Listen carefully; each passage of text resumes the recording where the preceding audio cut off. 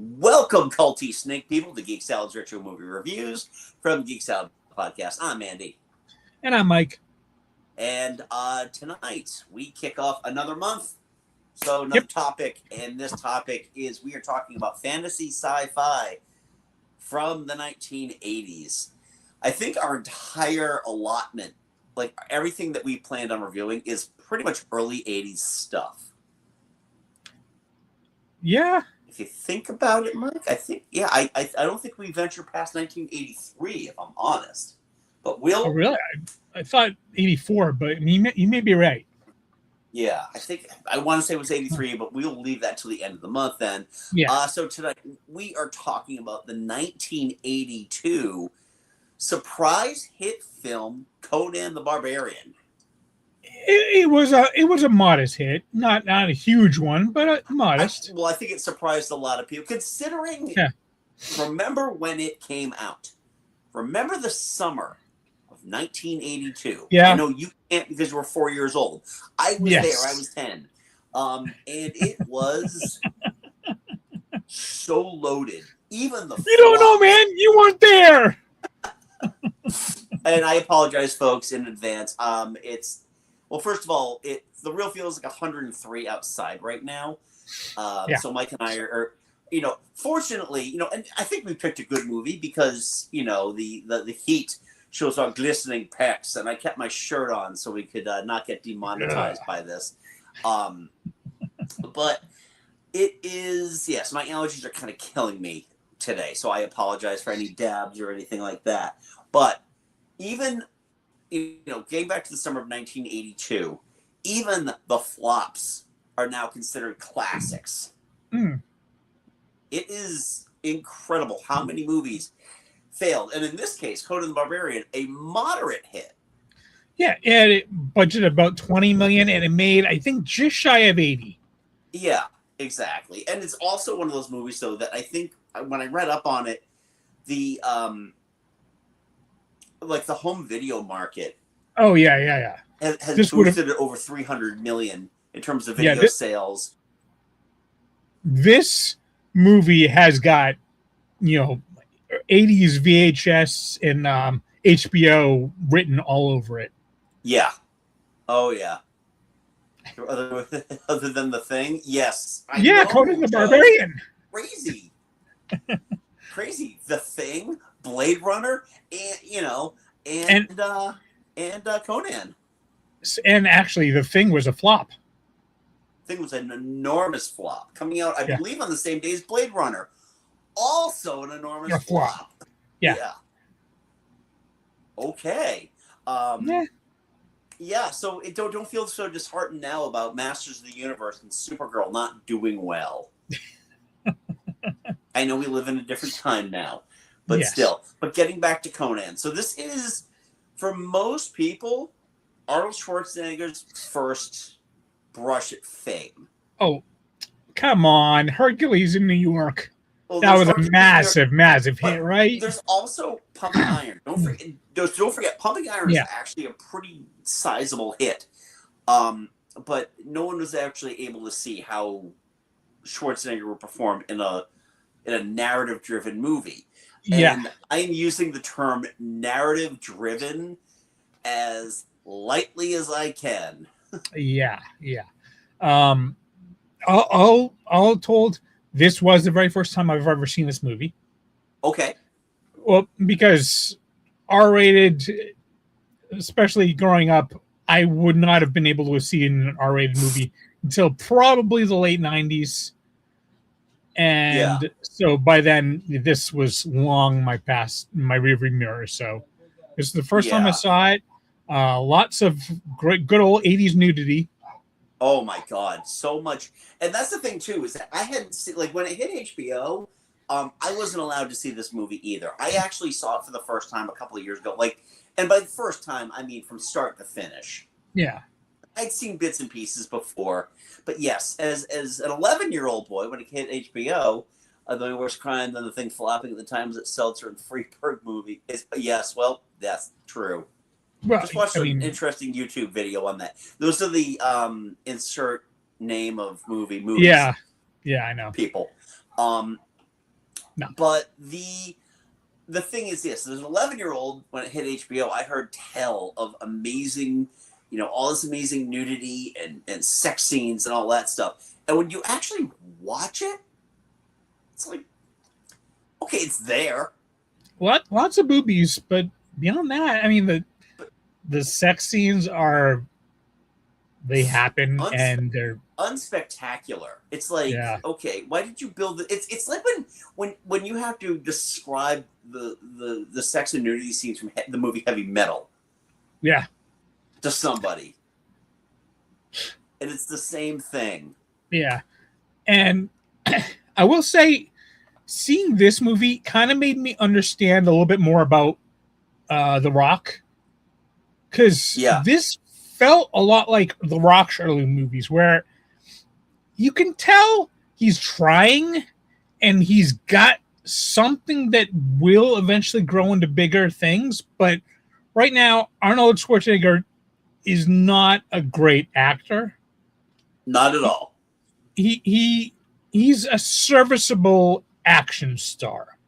Yes, absolutely. I agree with that 100%. He is, and I will also say, I'm very I was actually quite impressed with, because like you see like a lot of the other 80s action movies that he goes into after that, and he's basically just, you can't touch me, I'm more powerful than everything else. This is all a joke to me. This one, he struggles. Conan is not an invincible killing machine. No, he's a great killing machine, but he's not invincible. Right.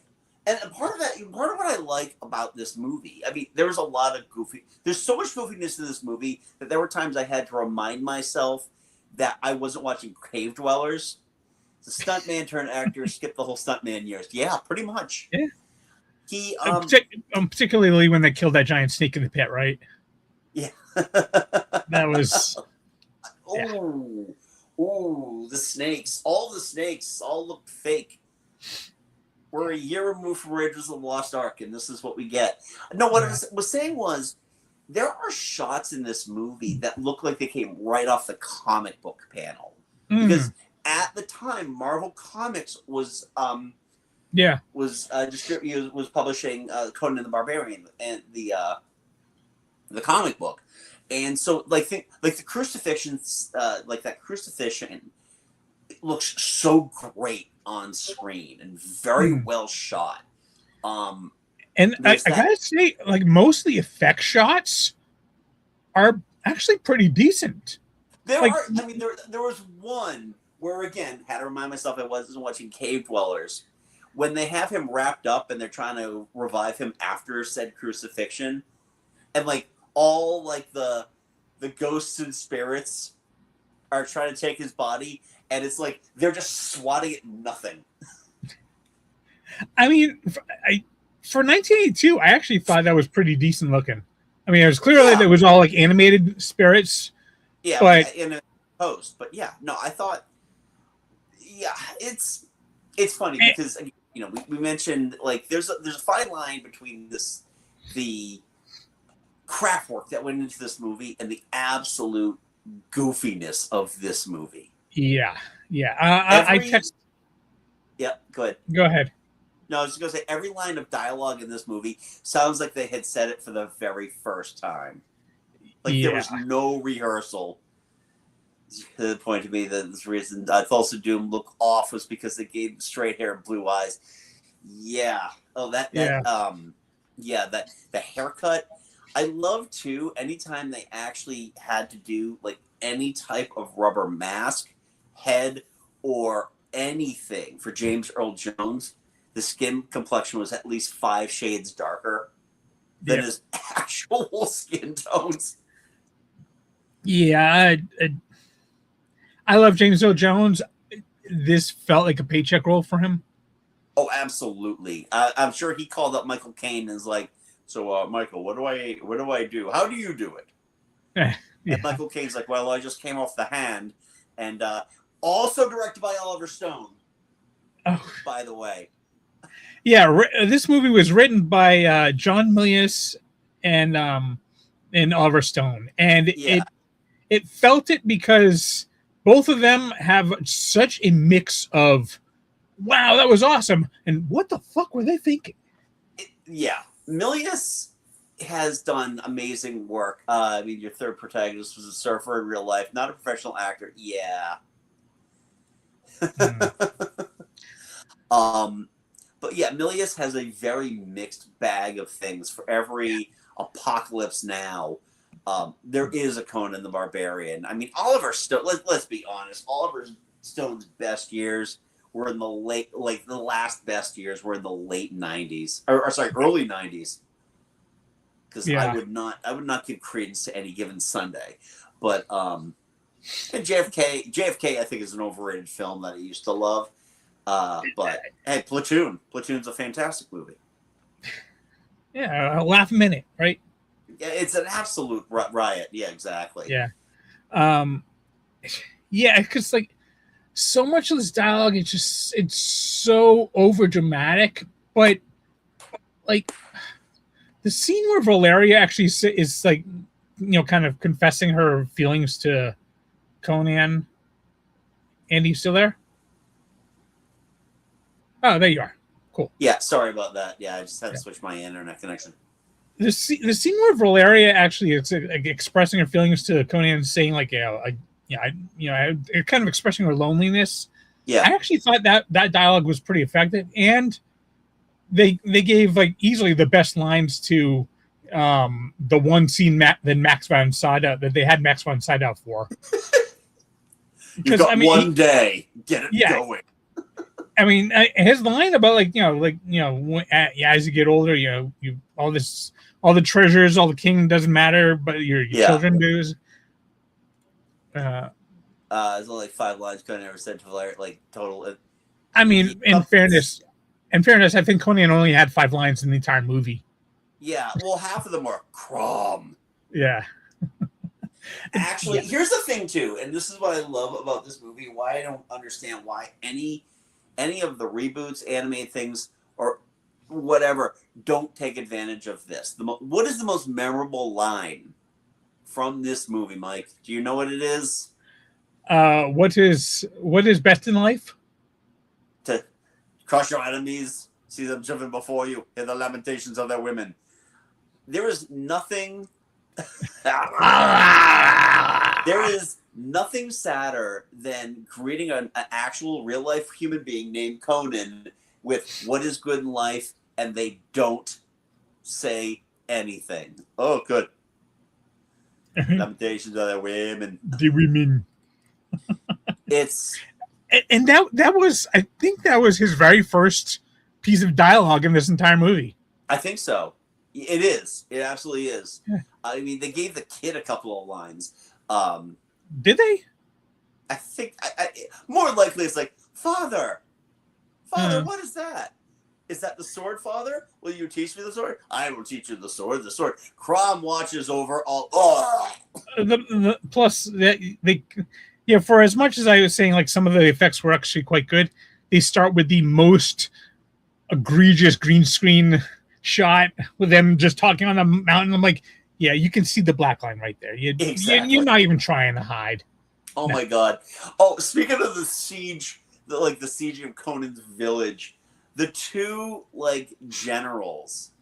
So you got that one dude who looks like buff Nigel Tufnell, and then you've got the other guy who is like buff uncle who will be like, "Hey, check this out! I just picked up the latest Hustler."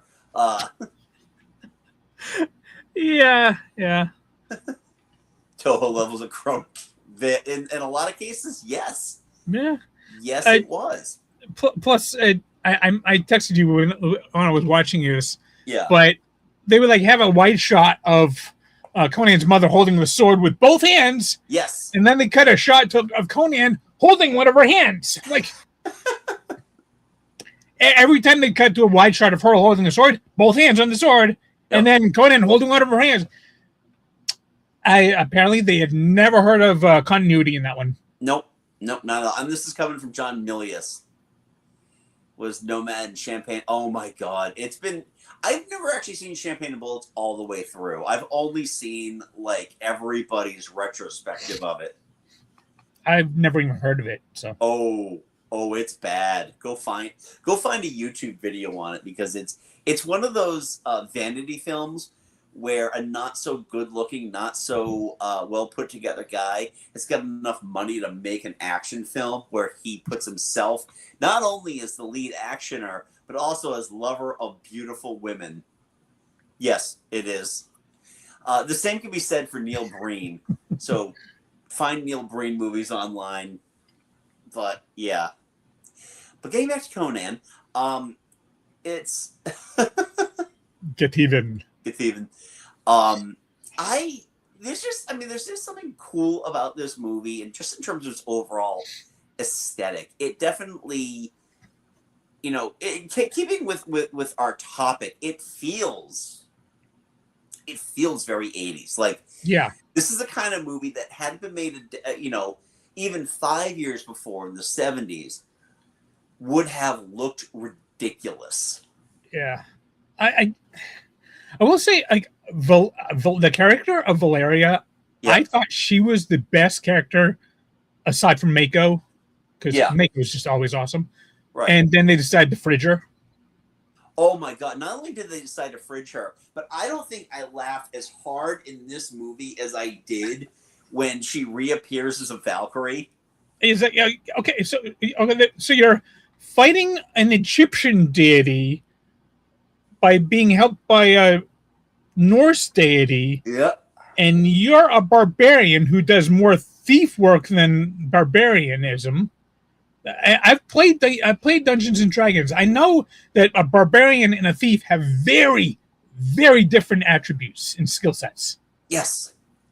And yet it's called Conan the Barbarian, and yet he is mainly a thief in this movie. Yes. Right. They only had 2 hours and 10 minutes to tell this entire story. Yeah. And you gotta love Mako.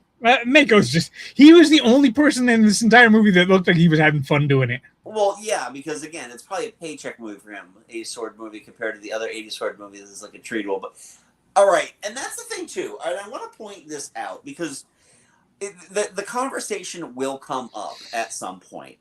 Yeah. So first of all, I think Conan the Barbarian really set the stage for what your sword and sorcery movies were going to begin to look like if you had any semblance of money. Yeah. That's why, I joked about Cave Dwellers. Cave Dwellers came out, 83 or 84? Yeah. Ator the Winged Eagle. Flying so free. Ator the Fighting Eagle and Ator 2 the Invincible Orion. Which is the first one is actually the one I'm more concerned with. Okay. Miles O'Keefe. I'll just look Miles O'Keefe up. How much O'Keefe is in this movie? Miles O'Keefe. The Blade Master was 2 years after this movie. Okay. So Conan is firmly in the filmmaking bloodstream. Now I know that. I think it was an Italian company that made Ator. It was. The Fighting Eagle. Yeah. So obviously, they had no qualms of ripping off every piece of this.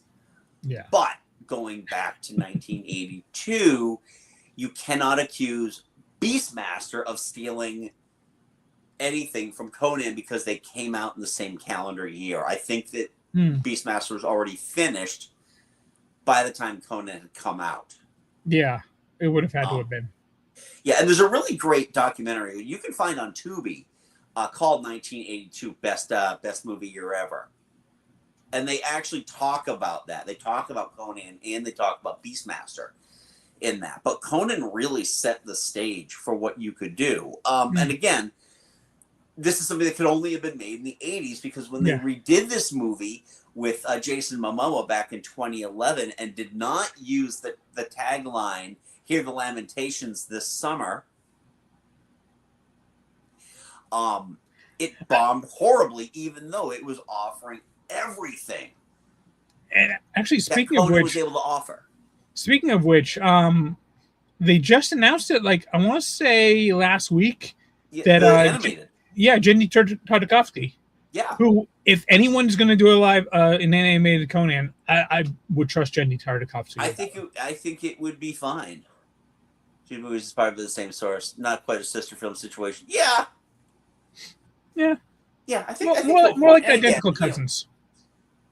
Yeah, because again, Beastmaster does have different elements to it. Yeah.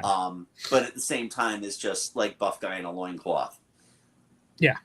Also, interesting thing, I was just listening to, it was a shit show podcast. They were talking about the 87 Masters of the Universe. And the whole reason why He-Man came into being in the first place was because Mattel wanted to make Conan the Barbarian toys, but there was an R-rated movie on the horizon. Yeah. Yeah. Makes sense.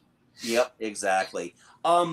So one of the scenes that really struck me as hilarious was towards the very beginning. So he's left to find his own barbarian fortune. He finds his sword in the Temple of Crom and immediately goes to the witch, played by an attractive woman. Can't live her without Fisto. Fisted as hard as I could, man.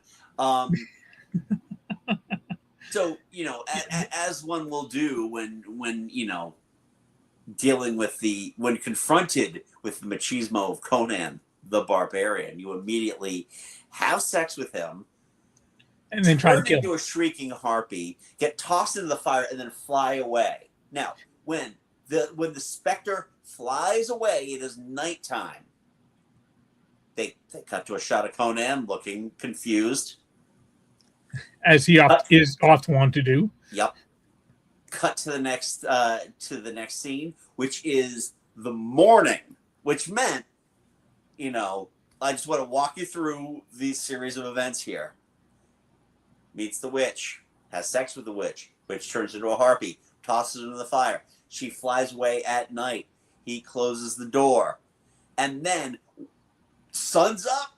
It's the morning. Wakes up, fully dressed. I'm like, did you well, whatever, and just had a decent night's sleep? I mean, in fairness, it could have been multiple days later. How does that make it any better? Well, it means he had a nice, good night's sleep, and then walked through the desert for a few days. Raided her fridge. It's like, oh, what she has. I wonder if she's coming back. Oh, chicken leg. and then he met, you know what? So, what was his name? Super Ty? Yeah. He was a fun guy. He was just kind of there. He was just playing a sidekick role, but yes. It was fine. I still prefer Valeria. It's funny too because apart from the fact that he looked like what's his name from Cave Dwellers? Oh, Tong. Tong, yeah. Tong the fish ready. Interestingly enough, and like Joe mentioned, did a whole bunch of surf movies after this. Yeah. From Hawaii, makes sense. Yeah. Still around too. Nice. Oh yeah, no, most of the people are actually still alive, other than James Earl Jones and Max von Sydow. Valeria's still alive. Actually, sadly enough, the woman that played the princess, she died 7 years after this in a massive car accident in France. Oh, jeez. Yeah, she was only 31. Oh man, that's sad. Yeah. But yeah, she was 31, which means she was 22 when she did this movie. And it makes sense. Going full topless too. Yeah, they wanted man, some of the scenes. All right, going back to the new here for so the Tracy over Tracy Walters in the sequel. Oh boy, I've never seen Conan the Destroyer. Never. Again, R-rated. No, actually, it was PG. Well, now we know why it only made about $20 million. Yep, exactly. Well, what what made Conan so great? Let's take all that away. Yeah. What do people come to see? They came to see Schwarzenegger, who, by the way, when Destroyer came out, had still not yet done Terminator. I was wondering about that.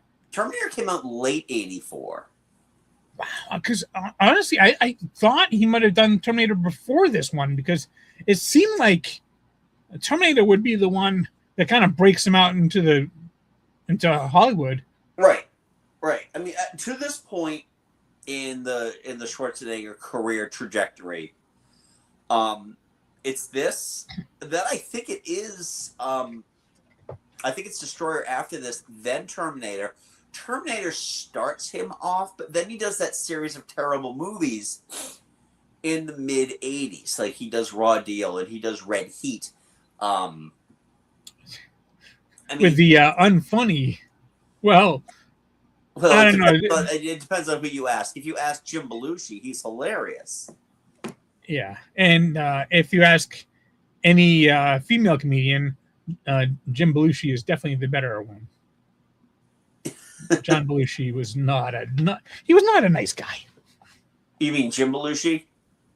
Whichever one was the dead one. Well, yeah.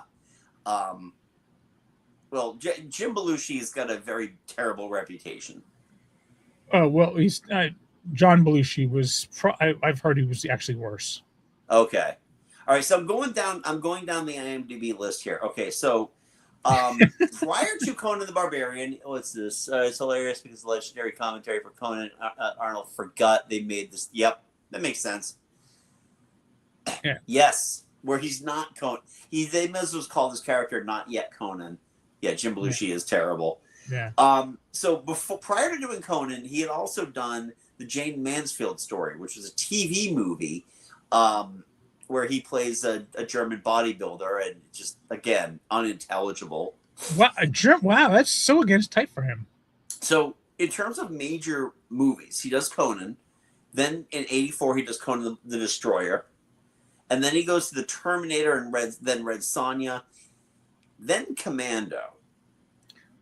Oh. Then Raw Deal, Predator. So I think Predator is like the start of his high concept. You know what? Yeah, because I would say Predator is the first one where you actually kind of see him as an actor. I mean, I've never seen Commando, so I can't vouch for that one. Oh, he's just pretty much just glistening muscles and machine guns. I mean, for me at least, Predator is the first one where he's actually. It's not many layers, but there are at least a couple of layers in there. Right. And I think that Schwarzenegger himself excels in high concept actioners, unlike Stallone. So in '87, it wasn't just Predator, it was The Running Man.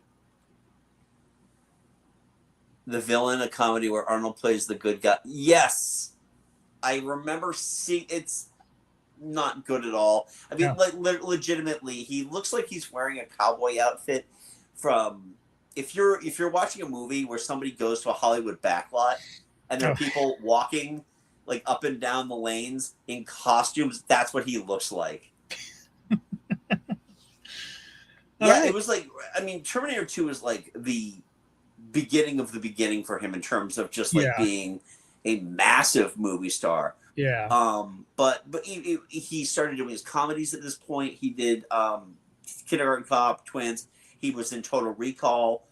But again, I agree. I think that he excels as a high concept action hero.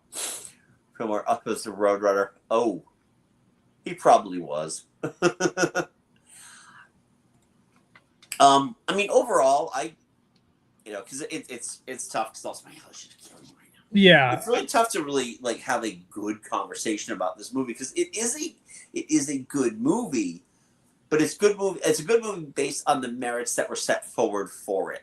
Yeah, it's more of a what more could you ask of this movie? And I say the answer is none. Yeah, I was close to finishing it yesterday when I texted you. Yeah. And I basically described it as a great, awful movie. And I think that's a great way of putting it. You know what is really great though is the Basil Poledouris soundtrack, the score. Yeah. Very much. It's interesting. I don't. It was fine. I think it worked for the movie, but felt out of place in this type of movie. No, I think that Last Action Hero was more of a road bump because after that he did True Lies, which was an enormous hit, even though it is aged like milk. Yeah. Possibly, I think maybe if you want like an ending point to his kind of really hot streak, maybe Terminator 3. That's kind of tough too because Terminator 3 is, I mean, it made money, but it made money, but nobody agrees it was a good movie. No. I'm actually going down the list here of movies that he had done because he did a ton of Terminator movies. Yeah. Yeah. Okay. Just go. He did a lot. He did a couple of Expendables. He did Jingle All the Way. Oh. Well, he was also in Batman and Robin. Yeah, good point, Joe. Just Batman and Robin came before T3. Yeah. The thing is like he suffers roadblocks. Yeah. I think that's the bigger thing is that he suffers roadblocks, and then after T3 became the governor of California for two terms. Yeah. And is now he's Hollywood royalty, and that's about all you can hope for at this point. I know they've been talking about a King Conan movie for years. I don't know if they'll ever get around. I don't know if they'll ever get around to filming it. It's always been, and I think he's already committed to doing it whenever that happens. It is actually talking. We talked about the great shots earlier. That final shot, of him as King Conan is a fantastic shot. There are so many great stills in this movie. Yeah. But yeah, I think that this is as good of a movie as it could have possibly been. Literally out of the promotional material for End of Days. No. Oh God, no. Arnold Schwarzenegger was actually doing because it was 1999. He was doing WWF events to promote that movie. I think if anyone wanted to be left out of the promotion for that movie, probably Gabriel Byrne. Probably. It's crazy too because I remember watching End of Days, a movie that we'll probably never review on this channel. I don't care. And it's I turned it on. You see who the cast is. You got Gabriel Byrne. You've got Kevin Pollak. And then the first scene is essentially the opening of The Usual Suspects. With the gasoline and the lit cigarette and the fire. It's am I watching the right movie? I wonder which came out first. Usual Suspects did. I seem to recall the commercials for the film. They really downplaying him. I just remember being surprised it was an Arnold film. I think part of it that might have also been because I think it might have been his first film after Batman and Robin. Oh. I don't know. He did not take as big of a hit because of Batman and Robin as maybe he probably should have. If anybody's career was destroyed by that, it was Uma Thurman? No. Oh God, why am I forgetting his name? Not George Clooney. Chris O'Donnell. Oh yeah. I think it was Chris O'Donnell. Yeah, because the next time you saw Chris O'Donnell do anything, he was NCIS or something like that. Yeah, he was doing TV. Yeah. With LL Cool J. So yeah. Anyway, that is Conan the Barbarian. We found this good in life, best in life, and it's worth it. It's so let me ask you this question, Mike, before we wrap this up, because Conan currently, the first time I saw Conan, it was on Prime. Easy peasy. Okay. Usually it's on Prime, it's on Tubi, it's on Pluto. It is somewhere. Mike, you had to go find it on Fossum, didn't you? I did. Okay. With the commercials every fucking 5 minutes. That's why I did. That's why I have Cineplex on my TV, so I was able to watch it there. I pay for YouTube just so I can fucking avoid commercials. I hate them. I grew up hating them. I hate them now. I hate them then. I want to hear the lamentations of their women. But with all that said, and our Kishinal was marketed well, but it really matches type. I don't think they would have failed. Yeah, I don't know.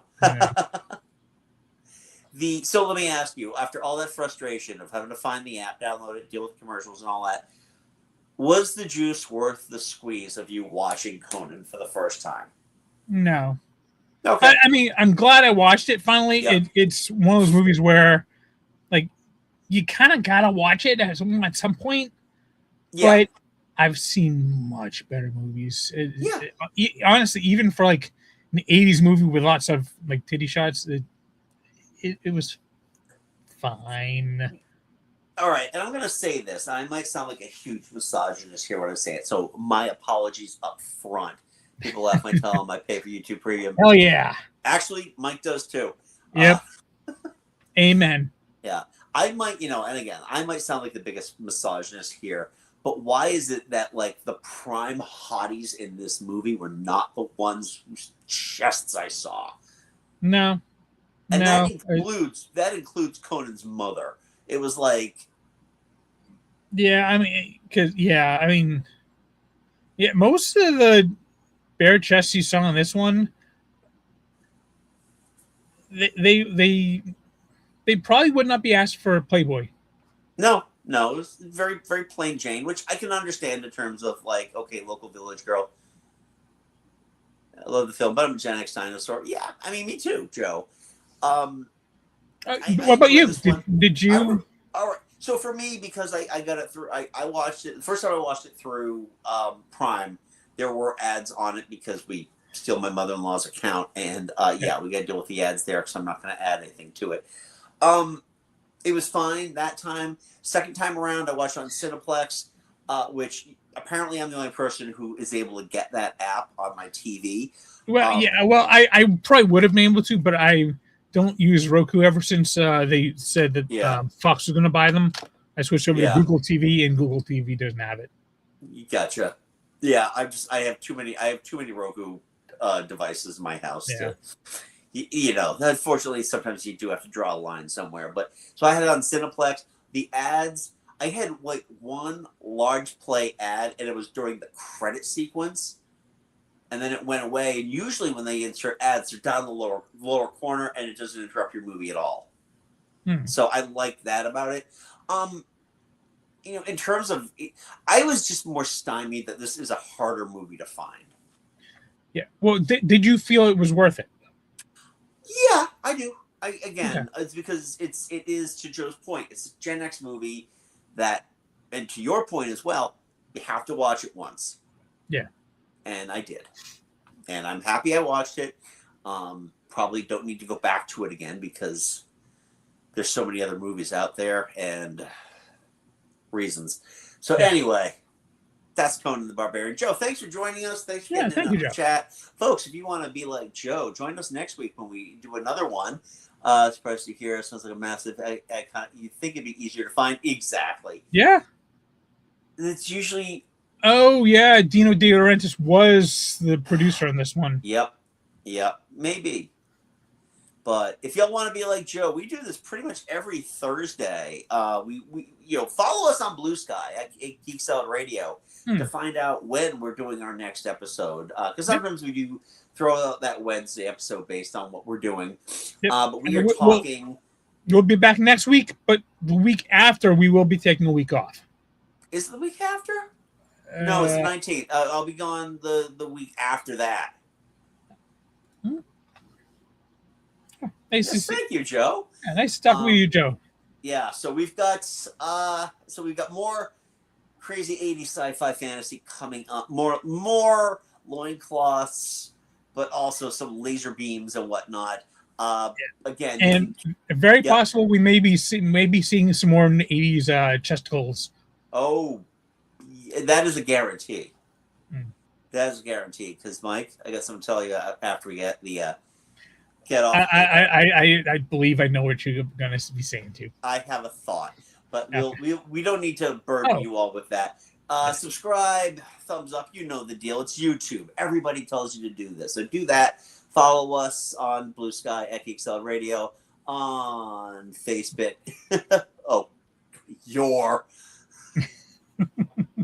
You want to talk about a movie that's probably impossible to find? Of course, it's probably on Pluto.